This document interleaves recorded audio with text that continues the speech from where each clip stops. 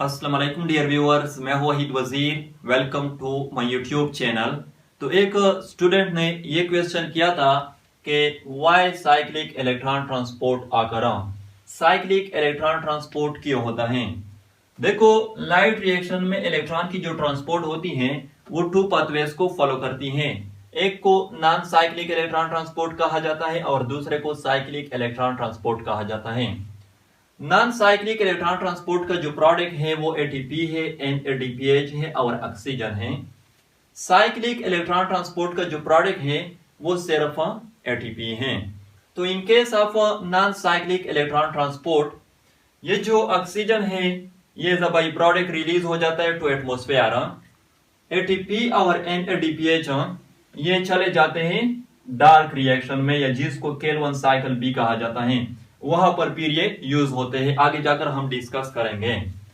In case of cyclic electron transport, जब ये ATP generate हो जाती है तो ये भी चली जाती है डार्क रिएक्शन में, वहां पर फिर ये यूज होती हैं। तो यहां पर जो मेन पॉइंट है वो ये है कि जब non cyclic electron transport functional होता है, फिर साइक्लिक इलेक्ट्रॉन ट्रांसपोर्ट स्टॉप होता है, ब्लॉक होता है। और जब साइक्लिक इलेक्ट्रॉन ट्रांसपोर्ट फंक्शनल होता है, फिर नॉन साइक्लिक इलेक्ट्रॉन ट्रांसपोर्ट जो है ये स्टॉप होता है, ये ब्लॉक होता है। तो उस स्टूडेंट ने ये क्वेश्चन इसलिए किया था क्योंकि उसने ये सोचा था कि साइक्लिक इलेक्ट्रॉन ट्रांसपोर्ट जो है ये सिर्फ एटीपी को जनरेट करती है, जिसके नतीजे में नॉन साइक्लिक इलेक्ट्रॉन ट्रांसपोर्ट जो ये स्टॉप हो जाता है, ब्लॉक हो जाता है। लेकिन एटीपी तो नॉन साइक्लिक इलेक्ट्रॉन ट्रांसपोर्ट में भी जनरेट होती है, और नॉन साइक्लिक इलेक्ट्रॉन ट्रांसपोर्ट में एटीपी के साथ साथ NADPH और ऑक्सीजन भी प्रोड्यूस हो जाते हैं। तो ऐसा क्यों होता है, यानी साइक्लिक इलेक्ट्रॉन ट्रांसपोर्ट की जरूरत क्यों पड़ जाती है। पहले तो ये नोट कर ले कि नॉन साइक्लिक इलेक्ट्रॉन ट्रांसपोर्ट जो है ये मोस्ट कॉमन टाइप है इलेक्ट्रॉन ट्रांसपोर्ट का, और ये नॉर्मल कंडीशन में होता है। साइक्लिक इलेक्ट्रॉन ट्रांसपोर्ट जो है ये लेस कॉमन टाइप है इलेक्ट्रॉन ट्रांसपोर्ट का, और ये रेयर कंडीशन में होता है, रेयर कंडीशन में।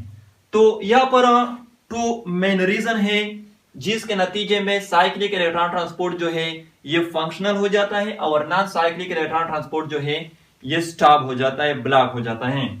तो फर्स्ट जो रीजन है वो है additional ATP production.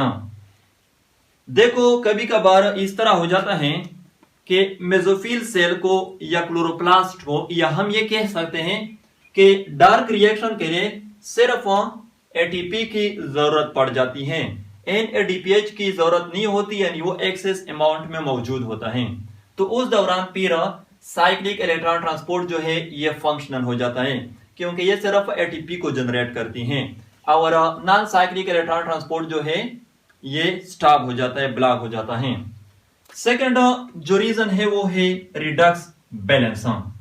Redux balance का मतलब यह है कि कभी कभार इस तरह हो जाता है कि मेसोफिल सेल्स में या क्लोरोप्लास्ट में NADPH की अमाउंट ज्यादा हो जाती है कंपेयर टू एटीपी, यानी NADPH और एटीपी की जो अमाउंट होती है वो इम्बैलेंस हो जाती हैं।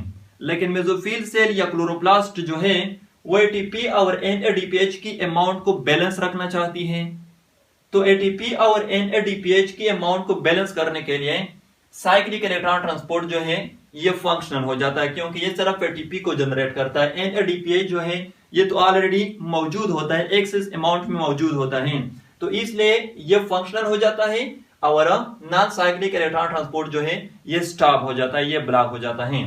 तो ये टू रीजन है जिसके नतीजे में साइक्लिक इलेक्ट्रॉन ट्रांसपोर्ट जो है ये फंक्शनल हो जाता है, और नॉन साइक्लिक स्टॉप हो जाता है, ब्लॉक हो जाता है।